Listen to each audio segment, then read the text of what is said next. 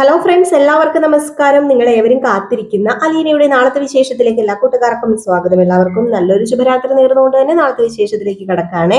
ആരെങ്കിലും ആദ്യമായിട്ട് കാണുന്നുണ്ടെങ്കിൽ ഒന്ന് സബ്സ്ക്രൈബ് ചെയ്ത് വെക്കണേ. അതിനോടൊപ്പം തന്നെ നമ്മുടെ വീഡിയോ ഇഷ്ടപ്പെടുന്ന ഒരു ലൈക്കും ഒരു ഹൈപ്പും ഒക്കെ തന്നിട്ട് നമ്മുടെ വീഡിയോ കാണാൻ വേണ്ടി ശ്രമിക്കണം. അപ്പൊ നേരെ വിശേഷത്തിലേക്ക് തന്നെ കിടക്കാണ്. ഒടുവിൽ നമ്മുടെ അലീനയുടെ മുമ്പിൽ തന്നെ വരേണ്ടി വരികയാണ് ശിവശങ്കര മേനോന്. അങ്ങനെ അലീനയുടെ മുമ്പിൽ വന്ന് സംസാരിക്കുകയാണ്. തന്റെ മകനെ എങ്ങനെയെങ്കിലും ഇത് രക്ഷിക്കാൻ സഹായിക്കുമോ എന്ന് സഹായം ചോദിക്കുകയാണ് നമ്മുടെ അലീനയോട്. ഞാൻ എങ്ങനെ സഹായിക്കാനാണെന്ന് ചോദിക്കുമ്പോൾ നമ്മുടെ ബാലചന്ദ്രൻ അല്ല, ശിവശങ്കര മേനോൻ പറയുന്നത് അവൻ പോസ്കോ കേസിൽ ഇല്ല. അവന് എന്നോട് കരഞ്ഞു പറഞ്ഞു അവൻ പോസ്കോ കേസിലെ പ്രതി അല്ല. അപ്പം അതുകൊണ്ട് തന്നെ അങ്ങനെ ഒരു ഇളവെങ്കിലും എന്റെ മോന് കിട്ടുവാണെങ്കിൽ, എന്റെ മോനെ ആ ഒരു ഇതിലും അവര് ശിക്ഷിക്കുകയാണെങ്കിൽ അത് തെറ്റല്ലേ അലീന? നീ തെറ്റിന്റെ കൂടെ നേരിന്റെ നെറിയുടെയും കൂടെ നിൽക്കുന്നവളാണെങ്കിൽ ഞാനൊന്ന് പറയുന്നത് നീ ഒന്ന് കേട്ടു നോക്ക്. നീ ആ ശരണ്യോടൊന്ന് പോയി ചോദിക്ക്. അവള് ഒരു 17 വയസ്സിന് മുമ്പ് അല്ലെങ്കിൽ 18 വയസ്സിന് മുമ്പ് എന്റെ കൊച്ച് ദുരുപയോഗം ചെയ്തിട്ടുണ്ടോ എന്ന്. അങ്ങനെയെങ്കിലും ഓക്കെ. പക്ഷെ അവളില്ല എന്ന് പറയുകയാണെങ്കിൽ, അവളും സത്യം പറയുന്നൊരു കൊച്ചു തന്നെയല്ലേ, ഇല്ല എന്ന് പറയുകയാണെങ്കിൽ എങ്ങനെയെങ്കിലും എന്റെ മോനെ ആ ഒരു കേസിൽ നിന്ന്, വേറൊരു കേസും അല്ല, എന്റെ മോൻ റേപ്പ് കേസിലെ പ്രതി തന്നെയാണ്, പക്ഷേ പോസ്കോ കേസിൽ നിന്ന് ഒഴിയാണെങ്കിൽ അവന് ജാമ്യം കിട്ടുമെങ്കിൽ, അവൻ അങ്ങനെയെങ്കിലും ജീവിതത്തിലേക്ക് ഒരു തിരിച്ചു വരാൻ പറ്റിയെങ്കിൽ അത് ചെയ്തു കൊടുക്കേണ്ടത് നമ്മളല്ലേ അലീന എന്ന് ചോദിച്ചു കഴിഞ്ഞപ്പോഴത്തേക്കും അലീന നമ്മുടെ ശിവശങ്കര മേനോനെ ഒന്ന് നോക്കിയിട്ട് പറഞ്ഞു, അതെ, ഇത് എന്നോടല്ല വന്ന് പറയേണ്ടത്. ഒരിക്കലും ഞാന് വേറെ ആർക്കു വേണ്ടി ഞാൻ ആരുടെ മുമ്പിൽ ചെന്ന് കൈ നീട്ടിയാലും ഒരിക്കലും ഹരിക്ക് വേണ്ടി ഞാൻ അവരുടെ മുമ്പിൽ പോയി കൈ നീട്ടില്ല. ഞാൻ ഒരിക്കലും ഹരിക്ക് വേണ്ടി ഇത് ഞാൻ ചെയ്യത്തില്ല. അത് ഉറപ്പായ കാര്യമാണ്. ഹരിക്ക് വേണ്ടി ഒരിക്കലും ഞാൻ അങ്ങനെ ചെയ്യില്ല. കാരണം ഹരി എന്നോട് ചെയ്ത ക്രൂരത എന്താണെന്ന് എനിക്ക് നന്നായിട്ട് അറിയാം. അവനെ വെറും ക്രൂരനല്ല, അവൻ അത്രയ്ക്കും ദുഷ്ടത്തരം മനസ്സിലുള്ളൊരു മനസ്സിനുടമയാണ്. അപ്പൊ അതുകൊണ്ട് തന്നെ ചിലപ്പോൾ അവൻ പറയുന്നതൊക്കെ സത്യമാണോ എന്ന് തന്നെ എനിക്ക് തോന്നിപ്പോവാ. ചിലപ്പം പച്ചക്കള്ളമായിരിക്കും പറയുന്നത്. അപ്പൊ അതുകൊണ്ട് ഒരിക്കലും എനിക്ക് ഇതിനെ സപ്പോർട്ട് ചെയ്യാനോ ശരണ്യയുടെ മുമ്പിൽ ഹരി എന്ന പേര് വരെ ഉച്ചരിക്കാനോ എനിക്ക് പറ്റത്തില്ല. ഒരിക്കലും ഇത് നടക്കുന്ന കാര്യമല്ല. അങ്കിളിനോട് എനിക്ക് ബഹുമാനമുണ്ട്. ഏത് തരത്തിലാണെന്നും അങ്കിളിന് അറിയാലോ. ബാക്കി ആർക്കൊക്കെ അറിയത്തില്ലെങ്കിലും അങ്കിളിന് അറിയാലോ ഞാൻ ആരാണ് എന്താണെന്ന്. ആ ഒരു തരത്തിൽ അങ്കിളിനോട് എനിക്ക് ബഹുമാനമുണ്ട്. അതുപോലെ തന്നെ ഈ കുടുംബത്തിനോടും എനിക്ക് ബഹുമാനമുണ്ട്. പക്ഷെ ഒരിക്കലും എന്റെ വായിൽ നിന്നും ശരണ്യയുടെ മുമ്പിലേക്ക് പോയി ഞാൻ ഒരിക്കലും പറയില്ല. എന്റെ വായിൽ നിന്നും വീഴില്ല. ഒരിക്കലും ഞാൻ ഹരിയെ രക്ഷിക്കാൻ വേണ്ടി ഒന്നും ചെയ്യില്ല. എന്നെ കൊണ്ട് പറ്റില്ല. എന്റെ മനസ്സ് അതിന് സമ്മതിക്കില്ല. എങ്കിൽ അലീന അല്ലാതായി പോകും എന്ന് പറഞ്ഞിട്ട് ഞാനിവിടെ എനിക്ക് അങ്കിളിന്റെ മുമ്പിൽ ഇതിനെ നിസ്സഹായാവസ്ഥയിൽ ഇങ്ങനെ നിൽക്കാനേ പറ്റത്തുള്ളൂ. പിന്നെ അങ്കിളിന് ചെയ്യാൻ പറ്റുന്നത് മാന്യം മര്യാദയായിട്ട് ചെയ്തു നോക്ക്. അങ്കിള് അവരോട് സംസാരിക്കുക. നിങ്ങൾക്ക് നേരിട്ട് സംസാരിക്കാമല്ലോ. ഞാൻ മുഖേന അല്ലാതെ നിങ്ങൾക്ക് നേരിട്ട് സംസാരിക്കാം. തന്റെ മകൻ തെറ്റുകാരനല്ല. അലീനയെ കൊണ്ട് അതൊന്ന് ശരണ്യെ കൊണ്ട് അത് സത്യമാണോ ഇല്ലോ എന്നൊന്ന് പറയിപ്പിക്കുക എന്ന് നിങ്ങൾക്ക് നേരിട്ട് വിളിച്ചു പറയാലോ. അല്ലാതെ ഒരിക്കലും ഞാൻ മുഖേന ഇത് പറയില്ല. എനിക്ക് പറ്റില്ല. ഞാന് രോഹിത്തിന്റെ കാര്യം പോലും ചോദിച്ചറിഞ്ഞ് മനസ്സിലാക്കിയതല്ല. അവളുടെ വായിൽ നിന്നും അറിയാതെ വീണതാണ്. അപ്പൊ അതുകൊണ്ടാണ് പിന്നെ ആ ഒരു കേസും അങ്ങനെയൊക്കെ ആയി പോയത്. അല്ലാതെ ഒരിക്കലും ഞാൻ അവളോട് ചോദിച്ചോ ഞാൻ നിർബന്ധിച്ചു പറയിപ്പിക്കുകയോ ഒന്നും ചെയ്തതല്ല. അലീനെ അതിന് കിട്ടത്തില്ല. അലീനയ്ക്ക് അതിന് പറ്റില്ല. അലീന അങ്ങനെയാണ് ജീവിച്ചത്. അതനുസരിച്ചാണ് അലീന വളർന്നത്. സ്നേഹനികേതനിൽ എനിക്ക് എന്റെ പ്രജിത്താമ്മ പറഞ്ഞു തന്ന കുറെ കാര്യങ്ങളൊക്കെ ഉണ്ട്. അത് നേരും നെറിയും ഒക്കെ എന്താണെന്ന് എനിക്ക് അറിയാമെങ്കില് അതനുസരിച്ച് മാത്രമേ ഞാൻ നിൽക്കത്തുള്ളൂ, നിലകൊള്ളത്തുള്ളൂ. അതുകൊണ്ട് വെറുതെയാണ് അങ്കിളിപ്പം അങ്കിളിന്റെ സമയം കളഞ്ഞത്. ഒരിക്കലും ഞാനിത് പറയത്തില്ല. എന്നോട് വിരോധമൊന്നും തോന്നരുത്. വേറെ ഒന്നും കൊണ്ടുമല്ല, എനിക്കിതിൽ യാതൊന്നും ചെയ്യാൻ പറ്റില്ല എന്ന് തന്നെ അലീന പറഞ്ഞ് കൈയൊഴിയാണ് കേട്ടോ. ഏതായാലും ശിവശങ്കര മേനോന് പിന്നെ നമ്മുടെ അലീനോട് നിർബന്ധിക്കാൻ പറ്റത്തില്ല. കാരണം അത്രയ്ക്കും രോക്ഷമായും പരോക്ഷമായൊക്കെ നമ്മുടെ അലീന സംസാരിച്ചിട്ടുണ്ട്. അപ്പൊ അതുകൊണ്ട് ഒരിക്കലും നമ്മുടെ ശിവശങ്കര മേനോന് പിന്നെ ഒന്നും ആവശ്യപ്പെടുന്നില്ല. ഇത്രയും തന്നെ ആവശ്യപ്പെട്ടിട്ട് നേരെ വൈജയുടെ റൂമിലേക്കാണ് പോകുന്നത്. സത്യം പറഞ്ഞു കഴിഞ്ഞിട്ടുണ്ടെങ്കിൽ ചെകുത്താനും കടലിനും നടുക്കെന്നൊക്കെ പറയുന്ന ഒരു അവസ്ഥ തന്നെയാണ് ശിവശങ്കര മേനോന്. ഒരു സൈഡിൽ മകന്റെ പ്രശ്നങ്ങൾ, മറു സൈഡിൽ പെങ്ങടെ പ്രശ്നങ്ങൾ, ഇതെല്ലാം കൂടെ കൂട്ടിക്കുഴഞ്ഞു കിടക്കാം. അപ്പൊ അങ്ങനെ നേരെ വൈജയനെ കാണാൻ വേണ്ടി റൂമിലേക്ക് ചെല്ലുന്നു. അങ്ങനെ വൈജ റൂമിലുണ്ടായിരുന്നു. ശിവേട്ടൻ വന്നോ എന്ന് ചോദിച്ചൊരു തൃപ്തിയില്ലാത്ത രീതിയിലൊക്കെയാണ് വൈജയുടെ സംസാരം.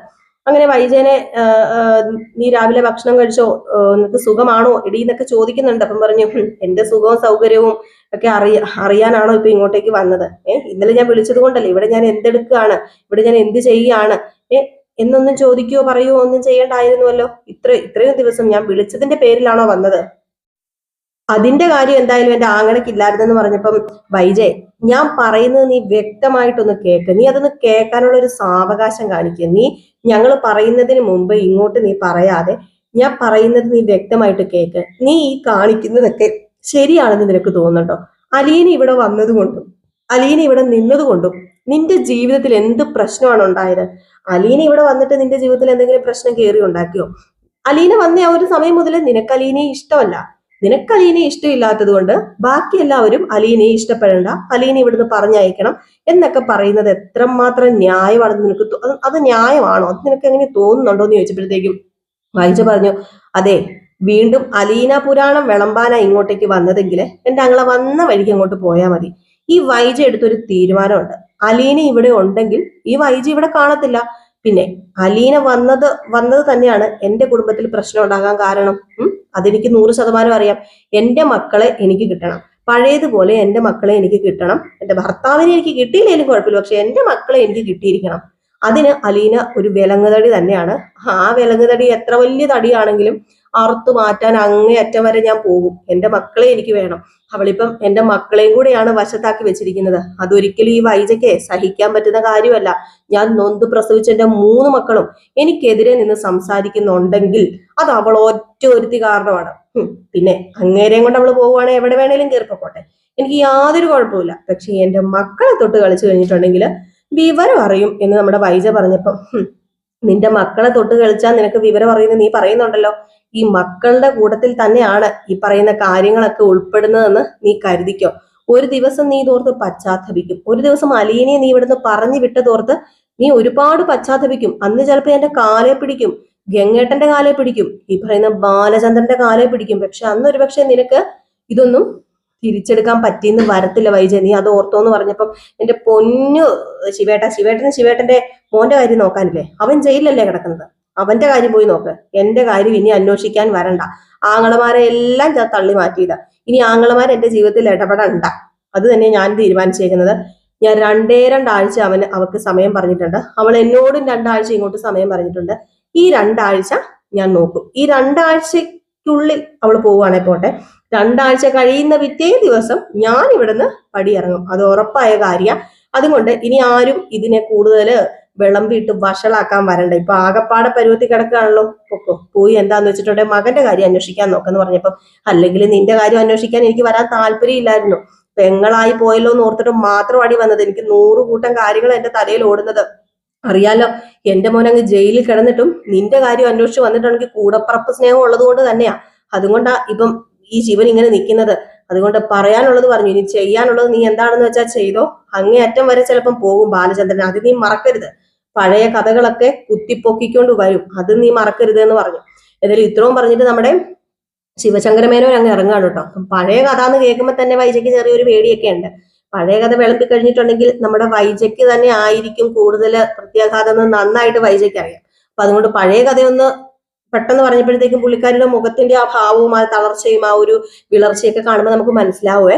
ഏതായാലും ഈ സമയം പിന്നെ കാണിക്കുന്ന സീൻ എന്ന് പറഞ്ഞാല് നമ്മുടെ ശിവശങ്കരമേനോന് യാതൊരു രക്ഷയും ഇല്ല.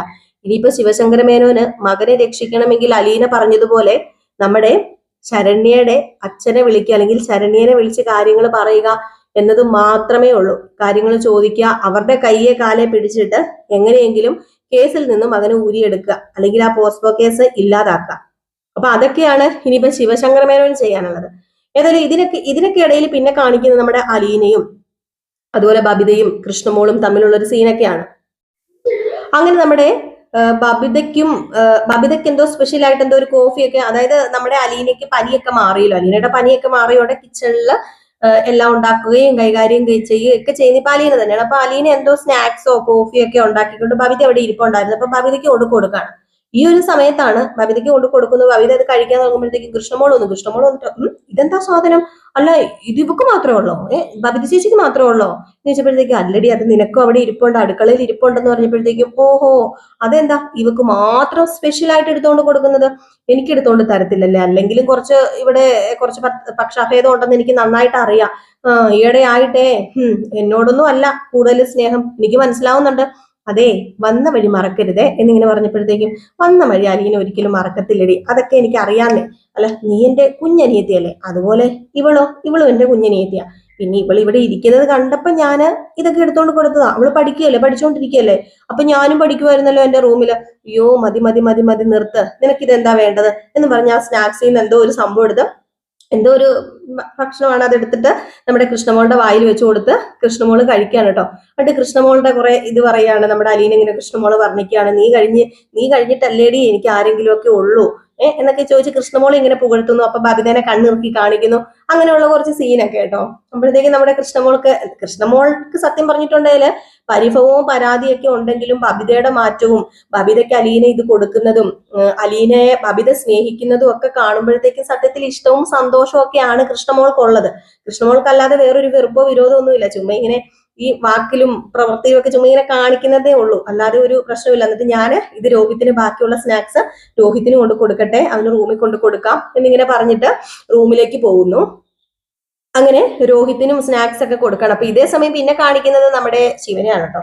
അപ്പൊ ശിവന് ഇനിയിപ്പോ യാതൊരു രക്ഷയും ഇല്ലല്ലോ, മകനെ എങ്ങനെയെങ്കിലും വെളിയിൽ ഇറക്കണം. അപ്പൊ അതുകൊണ്ട് എന്ത് ചെയ്യുന്നു, നമ്മുടെ ശരണ്യയുടെ നമ്പറും ശരണ്യയുടെ അച്ഛന്റെ നമ്പറും ഒക്കെ സംഘടിപ്പിച്ചു.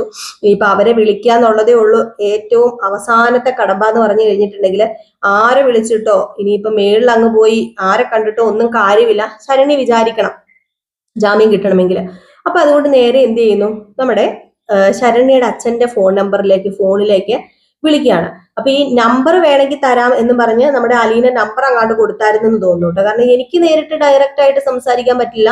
അങ്കിൾ ഒരു കാര്യം ചെയ്ത് അങ്കിൾ വിളിച്ച് സംസാരിച്ചോ, ഇതിനെക്കുറിച്ച് മകനെ രക്ഷിക്കാൻ പറ്റുമെങ്കിൽ രക്ഷിച്ചോ എന്നൊക്കെ പറഞ്ഞിട്ട് നമ്മുടെ അലീന അങ്ങോട്ട് നമ്പർ കൊടുത്തായിരുന്നു. അപ്പൊ ആ ഒരു നമ്പർ കിട്ടിയല്ലോ.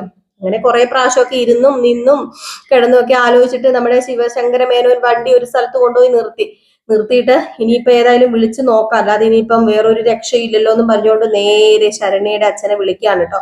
അങ്ങനെ ഫോൺ എടുക്കുന്നു ശരണ്യയുടെ അച്ഛൻ. ഹലോ, ഇതാരാന്ന് ചോദിക്കുമ്പോഴത്തേക്കും ഞാന് ശിവശങ്കര മേനോനാണെന്ന് പറഞ്ഞിട്ട് ശിവശങ്കര മേനോൻ. അപ്പൊ അങ്ങനെ പെട്ടെന്ന് അങ്ങനെ മനസ്സിലാവത്തില്ലോ, ശിവശങ്കര മേനോനോ ആരാ മനസ്സിലായില്ലല്ലോ എന്നിങ്ങനെ ശരണ്യയുടെ അച്ഛൻ ചോദിച്ചപ്പോഴത്തേക്കും അത് പിന്നെ ഞാന് ഹരിയുടെ അച്ഛനാണെന്ന് പറയാ. അപ്പോഴും ഹരിയുടെ അച്ഛനോ? അതെ ഞാന് ജയിലിൽ കിടക്കുന്ന ഹരിയുടെ അച്ഛനാണെന്ന്. അപ്പോഴത്തേക്കും തന്നെ നമ്മുടെ ശരണ്യയുടെ അച്ഛന്റെ മുഖമൊക്കെ അങ്ങ് മാറി വിളറി വെളുത്ത് ഒരുമാതിരി എന്താ പറയാ, അത്രയ്ക്കും രൂക്ഷമായിട്ട് പുള്ളിക്കാരൻ തനിക്ക് എന്താ വേണ്ടത്, താനിപ്പോ എന്തിനാ എന്റെ ഫോണിലേക്ക് വിളിച്ചത്, തന്നോട് ആരാ പറഞ്ഞ എന്റെ ഫോണിലേക്ക് വിളിക്കാനെന്ന് ചോദിച്ചപ്പോഴത്തേക്കും ഞാൻ പറയുന്നത് നിങ്ങളൊന്ന് കേൾക്കണം. അതെ, ഞാൻ വേറൊന്നിനും അല്ല വിളിച്ചത്, എന്റെ മകൻ തെറ്റ് ചെയ്തിട്ടുണ്ട്, അതെനിക്കറിയാം. പക്ഷെ എനിക്കൊരു കാര്യം നിങ്ങളുടെ മകളോട് ചോദിച്ചറിയണമായിരുന്നു എന്ന് പറഞ്ഞപ്പോഴത്തേക്കും തനിക്ക് എങ്ങനെയാണോ ധൈര്യം വന്നത്, എന്റെ മകളോട് ചോദിച്ചറിയണമല്ലേ, തന്റെ മകനെ എന്നെ തെമ്മാടിത്തരവോ കാണിച്ചതെന്ന് അറിയാമോ എന്ന് ചോദിച്ചപ്പോഴത്തേക്കും എന്റെ മകൻ കാണിച്ചതൊക്കെ ഞാൻ പറഞ്ഞല്ലോ, അതിന് ഞാൻ എന്ത് വേണമെങ്കിലും ചെയ്യാൻ തയ്യാറാണ്, എന്ത് പ്രത്യുപകാരം വേണമെങ്കിലും ചെയ്യാം.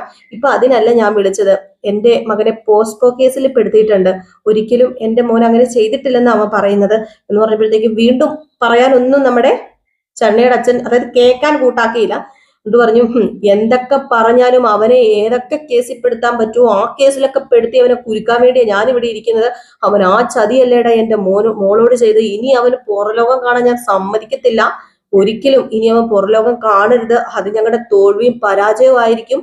അതുകൊണ്ട് മര്യാദയ്ക്ക് ഇങ്ങോട്ടെങ്ങാണോ ഫോൺ വിളിച്ച ഇനി ഞാൻ പോലീസിൽ കൊണ്ട് പരാതി കൊടുക്കുകയുള്ളൂ, അടുത്ത കേസിന് നിങ്ങളെ അകത്താക്കും, മേലാൽ ഇങ്ങോട്ട് വിളിച്ചേക്കരുത്, അവൻ എന്തൊക്കെ കേസ് അവന്റെ തലയെ കെട്ടിവെക്കാൻ പറ്റുമോ അതൊക്കെ ഞാൻ ഉണ്ടാക്കി കെട്ടിവെക്കും, നോക്കിക്കോ, അങ്ങേയറ്റം വരെ ഞാൻ പോകും. നിങ്ങൾ എന്ത് സ്വർണം കൊണ്ട് പുളിശ്ശേരി ഉണ്ടാക്കി തരാന്ന് പറഞ്ഞാലും പറ്റത്തില്ല, ഇവിടെ ഒന്നും നടക്കത്തില്ല, ഫോൺ വെച്ചിട്ട് മര്യാദയ്ക്ക് പോകുന്നുണ്ടോടാ പരമച്ചെറ്റേ നാറി എന്നൊക്കെ വിളിച്ചിട്ടാണ് കേട്ടോ നമ്മുടെ ശരണ്യയുടെ അച്ഛൻ ഫോൺ കട്ട് ചെയ്തത്. അങ്ങ് എന്തോ പോലെ ആയിപ്പോയി ശിവശങ്കര മേനോന്. യാതൊരു വഴിയുമില്ല, പെരുവഴി നിൽക്കുന്ന ഒരു അവസ്ഥ. സത്യത്തിൽ പെരുവഴി നിന്നുകൊണ്ട് തന്നെയാണ് നമ്മുടെ ശിവശങ്കര മേനോൻ ഫോൺ വിളിച്ചതും. ആ ഒരു അവസ്ഥയായിപ്പോയി കേട്ടോ. പക്ഷേ നമ്മുടെ അലീന ചിലപ്പം ഈ ഇടപെടുവാണെങ്കിൽ ഉറപ്പായിട്ടും ശരണ്യ സത്യം പറയും. മിക്കവാറും ശരിയായിരിക്കാം നമ്മുടെ ഹരി പറഞ്ഞത്. ഹരി പലതവണ രോഹിത്തിനോടൊക്കെ പറഞ്ഞത് കേട്ടിട്ടുണ്ടല്ലോ, അവള് പിടിതരുന്നില്ലടാ, അവളെ വിളിച്ചു വരുത്തി പറ്റിയ ചാൻസ് ആണ് എന്നൊക്കെ ഹരിയോടും കൂട്ടുകാരന്മാരോടും പറഞ്ഞിരുന്നു. അപ്പൊ അതുകൊണ്ട് ഒരുപക്ഷെ ഈ പോസ്കോ കേസ് എന്നത് വെറുതെ കെട്ടിച്ചമച്ചത് തന്നെ ആയിരിക്കും. ആ ഒരു സമയത്തൊന്നും ഈ പറയുന്ന ശരണ്യായിട്ട് ബന്ധപ്പെടുവോ അങ്ങനെ കാര്യങ്ങളോ ഒന്നും ഇവര് തമ്മിൽ ഇല്ലായിരുന്നെന്ന് തോന്നുന്നു. അത് കെട്ടുകഥ തന്നെ ആയിരിക്കാം. പക്ഷെ നമ്മുടെ ഹരിയുടെ കയ്യിലിരിപ്പിന് ശരണ്യെ സമ്മതിക്കാഞ്ഞിട്ടായിരിക്കാം, അല്ലെങ്കിൽ ചെല്ലാഞ്ഞിട്ടായിരിക്കാം. ഇല്ലായിരുന്നെങ്കിൽ ഉറപ്പായിട്ടും ആ പെങ്കൊച്ചിനെ നശിപ്പിച്ചേനെ പണ്ട് മുതലേ. അപ്പൊ അതുകൊണ്ടൊക്കെ ആയിരിക്കാം. അപ്പൊ ഏതായാലും നമുക്ക് കാത്തിരുന്ന് തന്നെ കാണാം എന്തൊക്കെയാ സംഭവിക്കാൻ പോകുന്നത്. ഏതായാലും അലീന മുൻകൈ എടുത്ത് ഒന്നും ചെയ്യാൻ പോകുന്നില്ല, രക്ഷപ്പെടുത്താനും പോകുന്നില്ല, ഒരിക്കലും അലീന മുൻകൈ എടുത്ത് രക്ഷപ്പെടുത്താൻ പോകുന്നില്ല. പിന്നെ വൈജയാണെങ്കിൽ നമ്മുടെ നെടുമ്പുരയ്ക്കൽ വീട്ടിൽ നിന്ന് ഇറങ്ങാൻ തയ്യാറായിട്ട് നിൽക്കുന്നുണ്ട്. നെടുമ്പുരയ്ക്കൽ വീട്ടിൽ നിന്ന് വൈജ ഇറങ്ങി പോവുക തന്നെ ചെയ്യും കേട്ടോ. വൈജ വേറെ മാറിയൊക്കെ താമസിക്കുന്നുണ്ട്. അതൊക്കെ നമ്മുടെ പഴയ നോവലിനകത്ത് ഉണ്ട് കേട്ടോ. അപ്പം കഥ അങ്ങനെയാണെങ്കിൽ വൈജ ഇറങ്ങി പോകാനാണ് ചാൻസ് കൂടുതൽ. പിന്നെ നിങ്ങളോട് പറയാൻ കുറച്ച് പേര് എന്നോട് ചോദിച്ചായിരുന്നു അപ്കമിങ് വിശേഷത്തിന്റെ ലിങ്ക് ഇട്ട് തരാമോ എന്ന്. അത് നമ്മള് പോസ്റ്റിൽ, അതായത് ജിൽ ചിന്നുവിന്റെ പോസ്റ്റിലും കിടപ്പുണ്ട്, ഈ ചാനലിന്റെ പോസ്റ്റിലും കിടപ്പുണ്ട്. അപ്പൊ നിങ്ങൾ കമ്മ്യൂണിറ്റി അഥവാ നമ്മുടെ ഷോർട്ട് വീഡിയോ കമ്മ്യൂണിറ്റി അങ്ങനെ കുറെ നമുക്ക് ഓപ്ഷൻസ് ഉണ്ടല്ലോ, കമ്മ്യൂണിറ്റി പോയി നോക്കുക. അപ്പൊ ആ കമ്മ്യൂണിറ്റി പറഞ്ഞാൽ നമ്മൾ പോസ്റ്റ് ഇടുന്ന സംഭവം എല്ലാമാണ് കമ്മ്യൂണിറ്റി വന്ന് കിടക്കുന്നത്. അപ്പൊ കമ്മ്യൂണിറ്റി പോയി നോക്കുകയാണെങ്കിൽ നിങ്ങൾക്ക് അതിനകത്ത് നമ്മുടെ ലിങ്ക് കിട്ടും. അല്ലാതെ നമുക്ക് ഡയറക്റ്റ് ആയിട്ട് ലിങ്ക് തരാൻ പറ്റില്ല. നമ്മുടെ യൂട്യൂബിന്റെ റൂൾസ് അത് സമ്മതിക്കത്തില്ല, പ്രശ്നമാണ്. അപ്പൊ അതുകൊണ്ട് നമുക്ക് ഡയറക്റ്റ് ആയിട്ട് ലിങ്ക് കമന്റ് ബോക്സിൽ ഇടാൻ പറ്റത്തില്ല. പിന്നെ ഞാൻ ആ ചാനലിൽ നിന്ന് കമന്റ് 2-3 ഒക്കെ ഇട്ടിട്ടുണ്ട്, അതൊക്കെ കയറി നോക്കുകയാണെങ്കിൽ നിങ്ങൾക്ക് കാണാനായിട്ട് സാധിക്കത്തുള്ളൂ. ലിങ്ക് എനിക്ക് അയച്ചു തരാൻ പറ്റത്തില്ലേ. അപ്പൊ എല്ലാവരും കാത്തിരിക്കുക അടുത്ത വിശേഷത്തിനായിട്ട്. അടുത്ത വിശേഷവുമായിട്ട് കാണാൻ. ലൈക്ക് ചെയ്യാനും ഹൈപ്പ് ചെയ്യാനും മറക്കരുത്. Tata, bye bye.